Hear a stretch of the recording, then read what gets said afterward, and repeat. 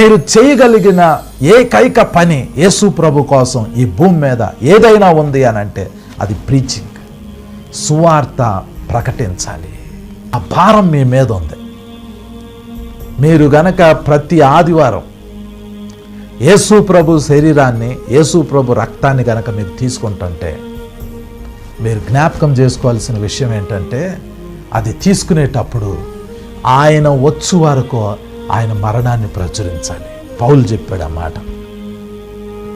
ఆయన వచ్చు వరకు ఆయన మరణాన్ని మనము ప్రకటించాలి. యేసు ప్రభు ఎందుకు సిలువలో మరణించారు? ఆయన రక్తం ఏం చేసిద్ది? ఆయన వాక్యం ఏం చేసిద్ది? ఆయన ఆత్మ ఏం చేస్తుంది? ఆయన ఎందుకు పునరుద్ధానుడయ్యాడు? ఆయన ఎందుకు గాయపరచబడ్డాడు? ఆయన గాయముల వలన మనకేం జరిగింది? ఈ విషయాన్ని మనము ప్రపంచమంతటా తెలియజేయాలి.